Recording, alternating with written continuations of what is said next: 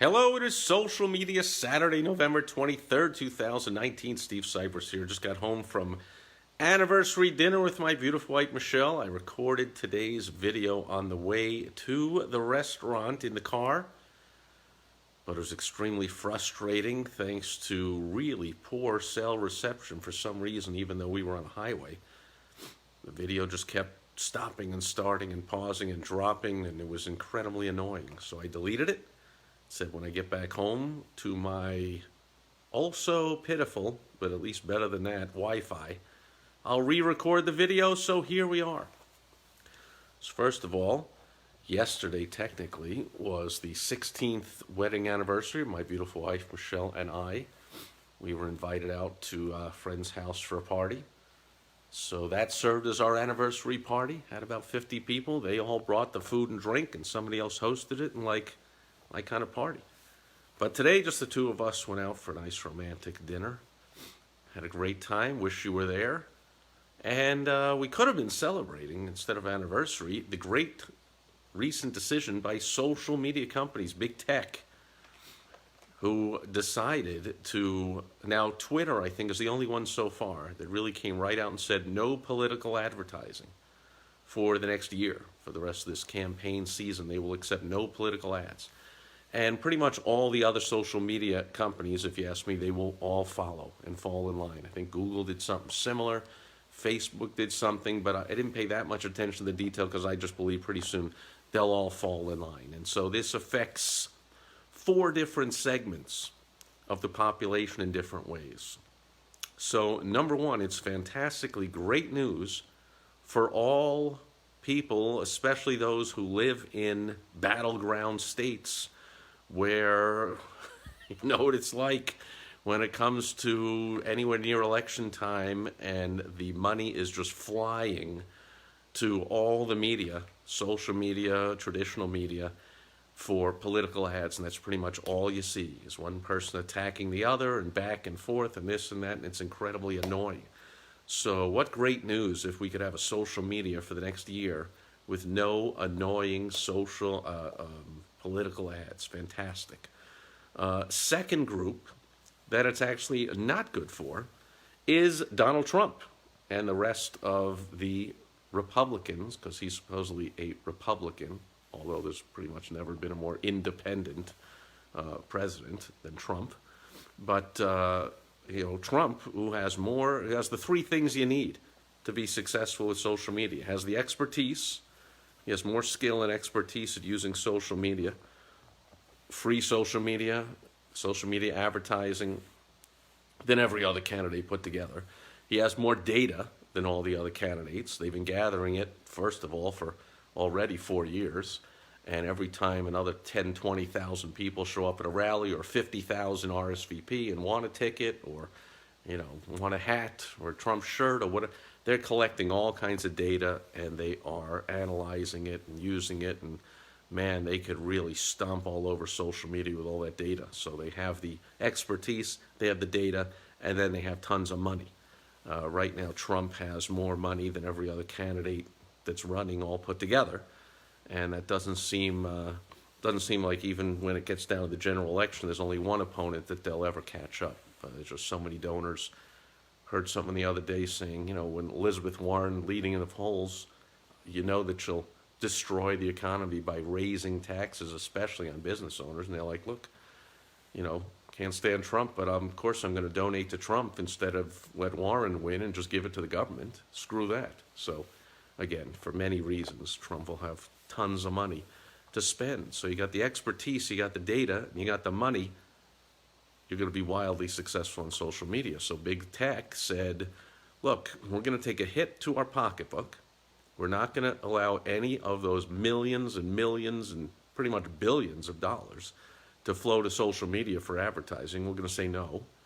However, these are well-known. Big tech, these companies are well-known to be overwhelmingly, almost exclusively liberal.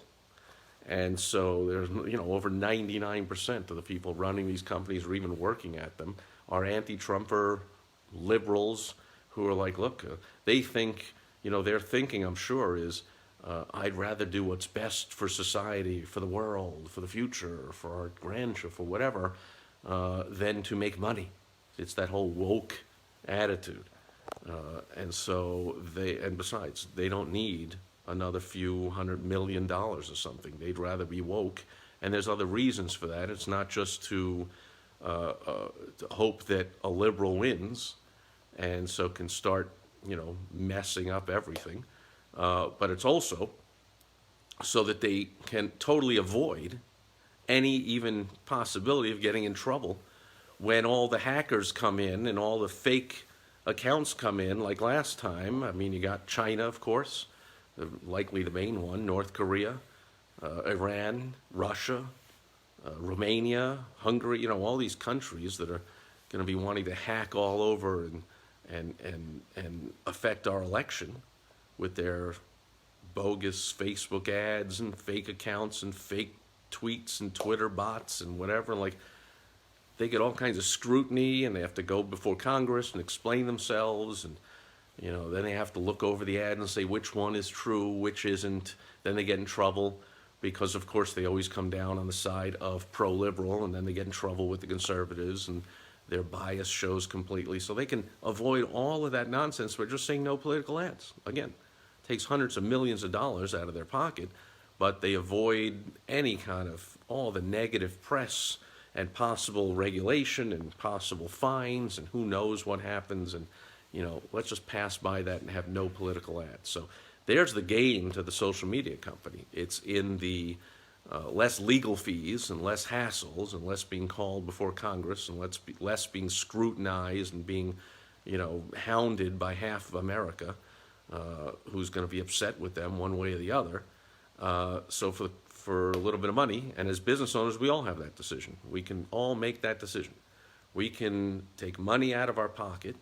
I do it all the time. I'll say no to a prospective client, which takes money out of my pocket because I don't want to work with them. I know the red flags, and I can see they'll be hell to work with, and something I just don't want to do. So big tech can do the same thing, and they just did. They said, we don't want to even have the hassle.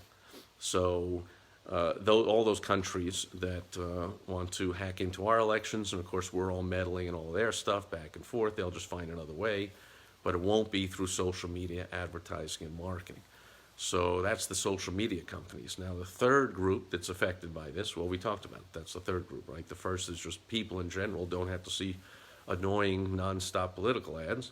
Second group affected is anyone running against Trump now has a much better chance, if they have any chance at all, because they have no chance on social media. If they're running against Trump and political ads are allowed, it'll trounce everybody. So it's good for the anti-Trumpers. And then the social media companies, it's probably good for them because they have less hassle and less negative press, and all they lose is a few $100 million. They'll be fine.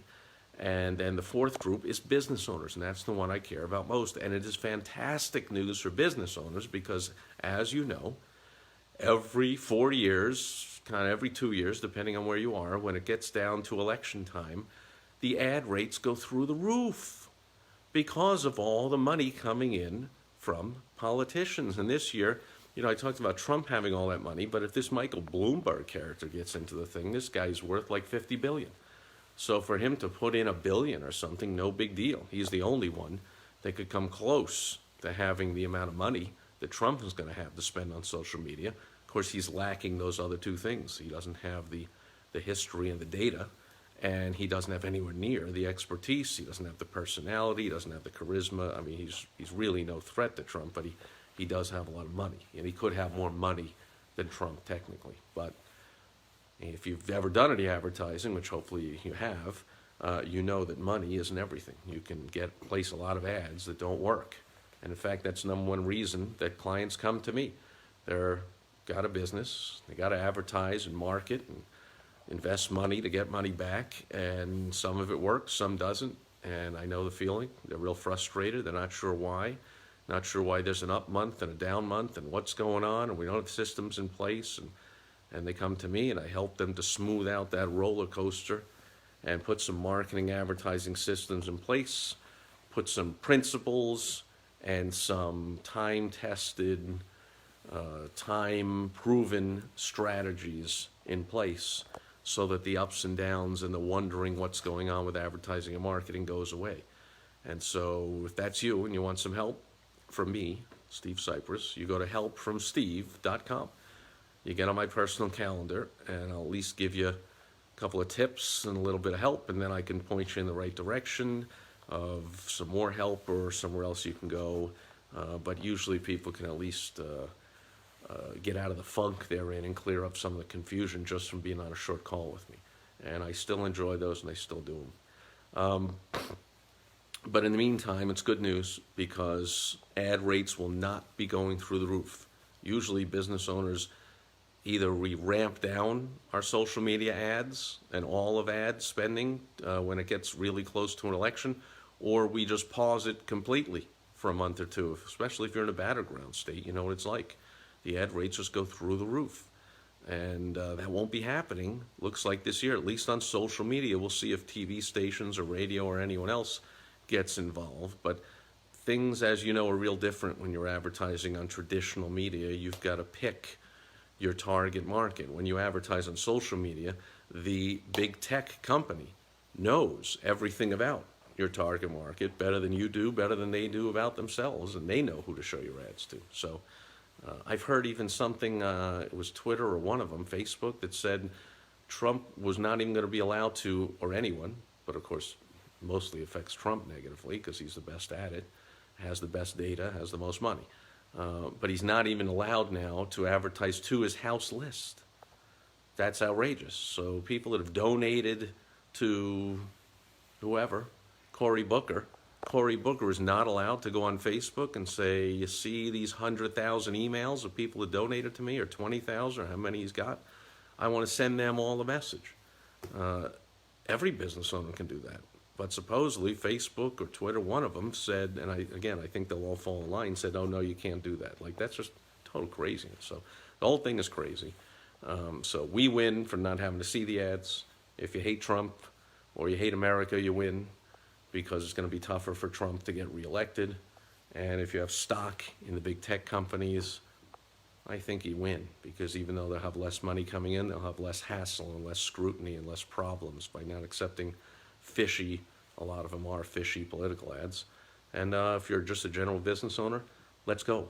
Ramp up, get your advertising marketing systems in place. You will not have to shut them off. You won't have to ramp them down. You won't have to pause them this political season. You'll be able to run them, ramp them up, go crazy. Your costs will not go through the roof. That is just tremendous news for business owners other than who are not politicians. So thank you very much, Big Tech. We're going to have a field day in 2020. It's going to be a great start to a new decade. I'll be here with you. Go to helpfromsteve.com if you want some help from me personally. Otherwise, I'll be back tomorrow on Sunday Fun Day, just to check in and say hello, and I'll be back with more business building tips on Direct Mail Monday. Thanks for being here today. Over and out. Bye-bye.